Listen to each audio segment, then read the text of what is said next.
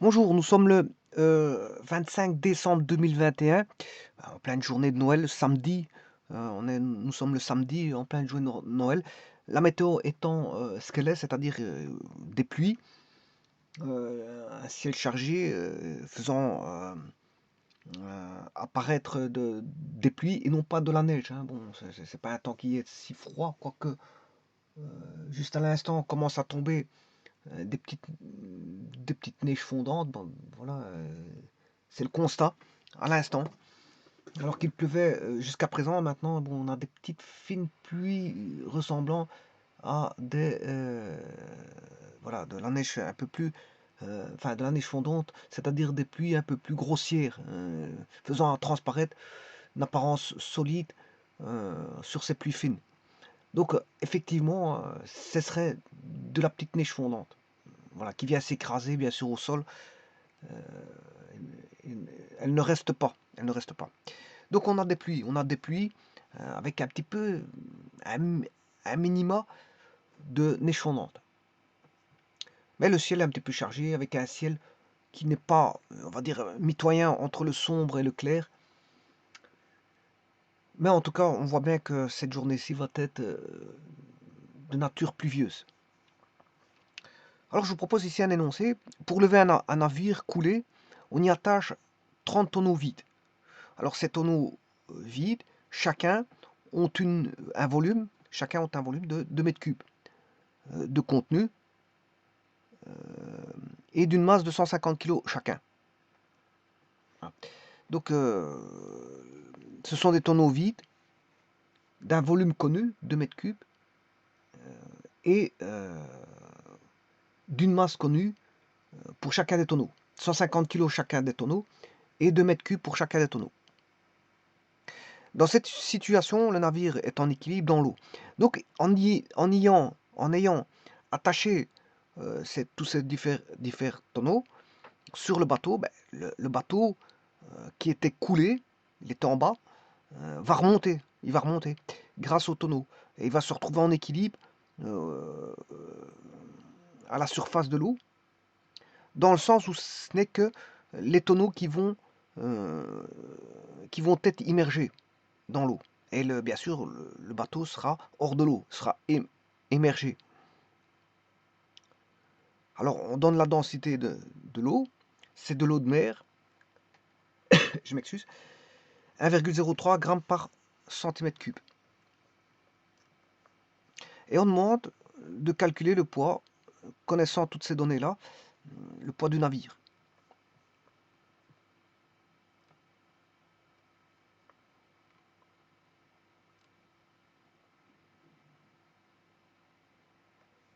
Bon, c'était un moins qui est là-bas, hein. C'est centimètre moins 3. Je vais le mettre ici, voilà. Centimètre moins 3.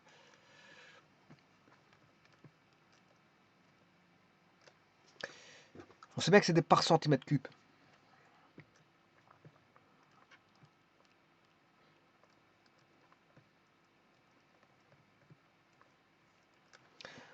Donc, le problème, il est le suivant, il est assez clair. On a, on est en mer, on a un bateau qui est coulé. On a un bateau qui est coulé.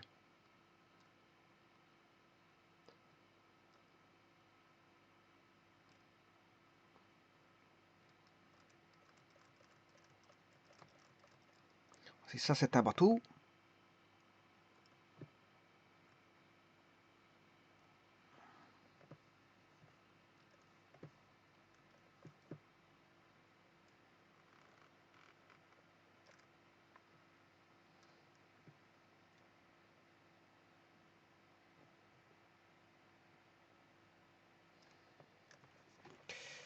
Avec je vais mettre une roche. Une roche, elle est sur un talus. Alors, qu'est-ce qu'on va faire? On va faire une opération. Bien sûr, on est en mer, puisqu'il est coulé. Ça, c'est, voilà. Bon, il est fort bas dans. Bon, je dessine en gros. Et alors, bon, qu'est-ce qu'on va venir y mettre? On va venir mettre des tonneaux en bois.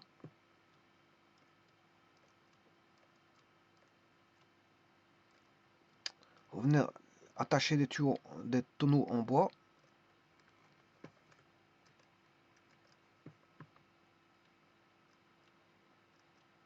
Deux mètres cubes et faisant 150 kg.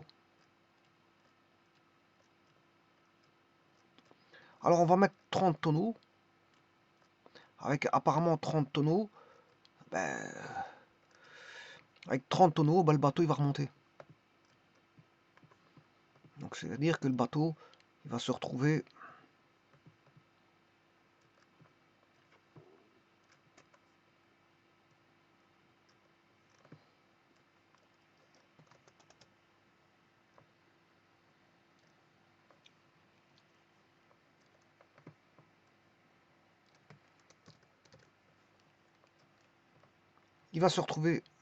euh, voilà.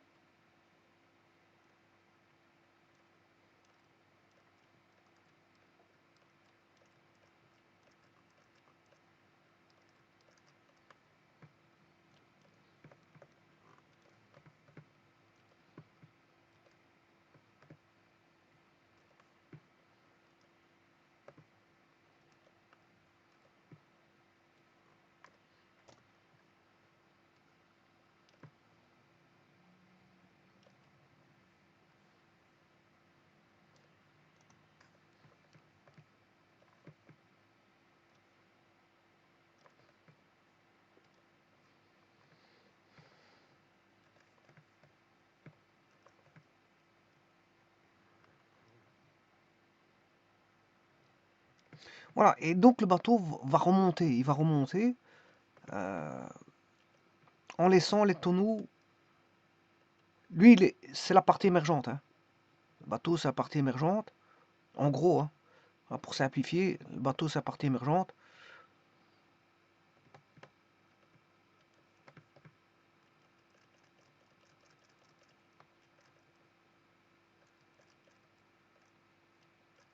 Et les tonneaux font en sorte que c'est la partie immergée.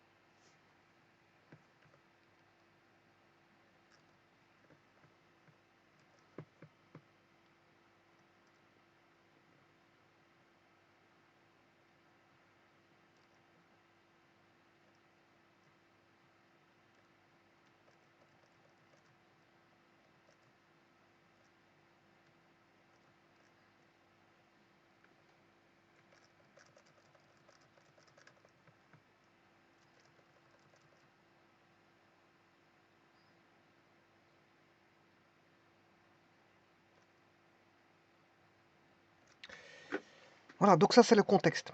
Le bateau est remonté. Alors, qu'est-ce qu'il faut savoir? Ben, il faut savoir qu'on a le poids des tonneaux.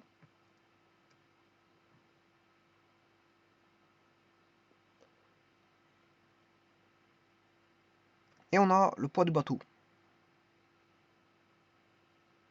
Bon, normalement, le poids, ça se met au centre de gravité. Bon, ici, je n'ai pas mis au centre de gravité, mais voilà. Et la poussée d'Archimède, voilà, ça c'est le poids du bateau. Et on a le poids des tonneaux. Alors, on a la somme des poids, bien sûr. Le poids total. Alors, je vous rappelle qu'il y a un axe. Hein. Un axe qui est positionné.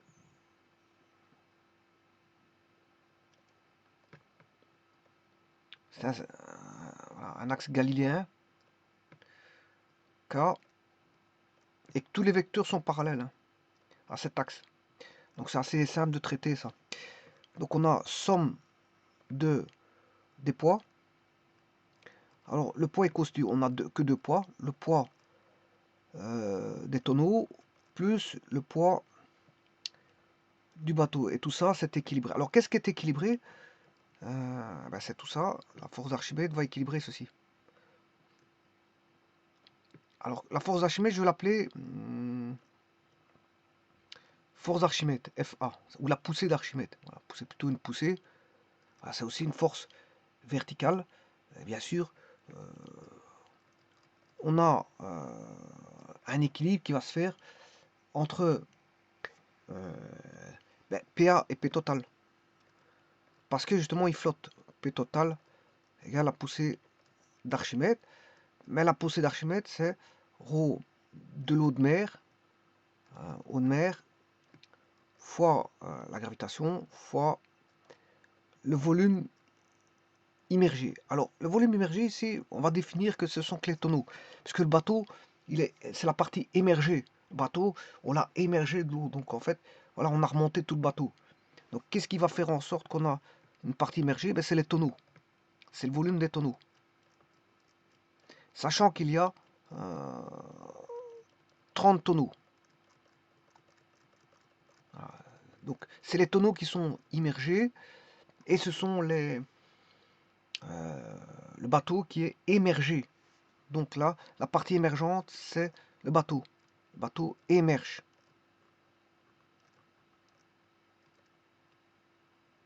Le bateau émerge. Voilà, émerge. Bon, je ne sais pas si je l'ai bien écrit, mais enfin, bref, je vais l'écrire correctement.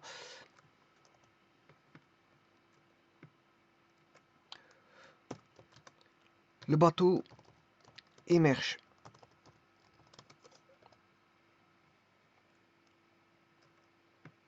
Le bateau émerge. Et la partie immergée, ben, ce sont les tonneaux.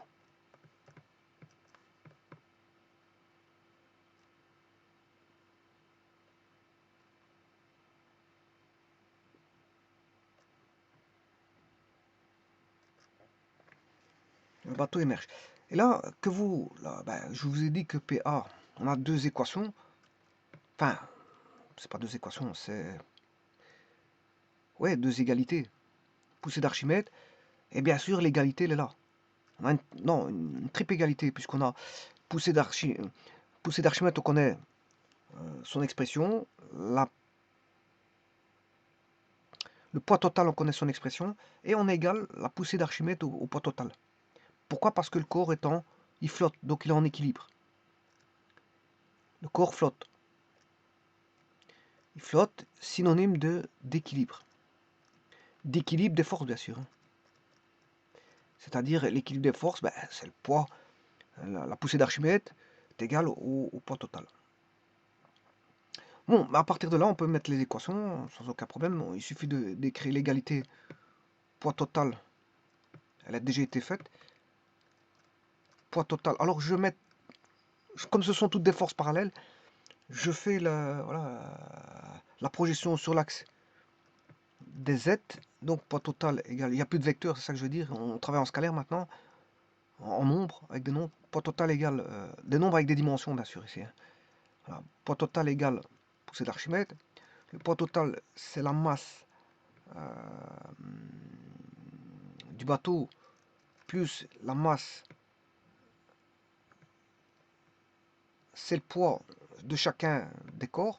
Masse du bateau fois G plus masse des tonneaux fois G est égal à poussée d'Archimède qui vaut ρ eau de mer fois G fois le volume immergé. C'est le volume immergé, c'est-à-dire c'est le corps qui va déplacer un volume de fluide. Hein. Alors quels sont les corps qui vont déplacer un volume de fluide? Ce sont les tonneaux qui vont déplacer un volume d'eau de mer. Alors ici je vais calculer la somme des masses, masse des bateaux plus la masse des tonneaux fois la gravitation est égal à ρ eau de mer fois G fois le volume d'immersion. Alors je peux simplifier G et là on peut rechercher la masse des tonneaux, enfin le poids du navire. Je peux trouver le poids du navire. Parce que c'est ce qui est demandé. Hein. On demande le poids du navire. Dans cette situation, du navire est en équilibre dans l'eau. La densité de l'eau de mer est de 1,03 grammes par centimètre cube. Quel est le poids du navire? On recherche le poids du navire. Mais connaissant la masse du navire, il suffit de faire fois la gravitation pour avoir le poids du navire. Voilà. Et on connaît la masse des tonneaux, d'un tonneau, sachant qu'il y a 30 tonneaux. Et chacun font 2 mètres cubes.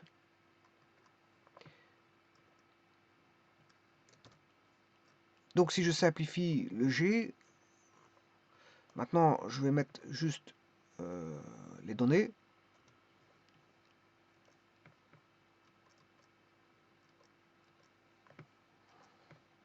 Enfin, on recherche la masse du bateau. La masse du bateau, c'est ρ eau de mer fois le volume immergé moins la masse des tonneaux. Voilà. Alors, ce qui fait que la masse du bateau ne dépendra que du volume immergé, de la masse des tonneaux et de ρ de l'eau de mer. Donc cette équation-là peut être écrite de la façon suivante. Là, on a masse du bateau est égal à ρ eau de mer fois le volume d'immersion, c'est 30 fois le volume d'un tonneau, moins la masse des tonneaux. Alors ça c'est la masse des tonneaux. Alors ça c'est le volume V1T, c'est le volume d'un tonneau. V1T c'est le volume d'un tonneau. Et la masse des tonneaux, c'est 30 fois la masse d'un tonneau. Ça c'est 30 fois, la masse des tonneaux c'est 30 fois la masse d'un tonneau. Je peux mettre le 30 en évidence. MB, la masse du bateau, est égale à 30 fois ρ EM qui vaut 1,03 grammes par centimètre cube, ce qui fait 1030 kg par mètre cube. Ça, c'est des kilos par mètre cube. Je travaille en système MKS. Fois le volume d'un tonnet, c'est 2 mètres cubes.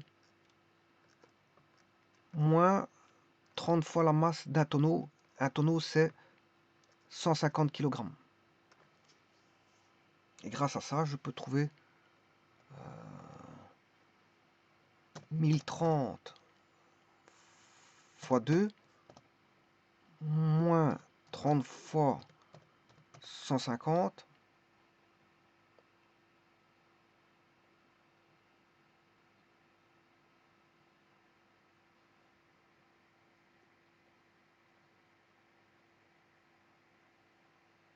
Oui, attention qu'ici, c'est pas possible d'avoir du négatif. Hein. Le négatif, c'est parce que j'ai mis en évidence le 30. Alors on n'a pas 30 fois 150 parce que je l'ai mis en évidence. Je peux pas avoir du négatif. Hein. Bon, on voit tout de suite que j'ai fait une erreur. On recommence. 30 fois 1030 fois 2 moins 150. 57 300 kg. La masse du bateau, c'est 57 300 kg.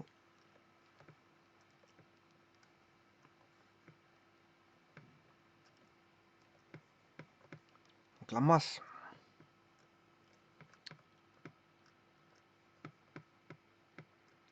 masse du bateau, on a pu trouver la masse du bateau égale 57 300 kg. Alors maintenant, je cherche le poids du bateau. Ben, c'est la masse du bateau fois la gravitation, 57 300. Oh, je peux refaire le calcul. Hein. Bon, c'est 30 fois 1030 fois 2 moins 150. Ça fait bien 50 300 kg. Fois 9,81. 562 113 newtons. 562 113 newtons. 562 113 newtons.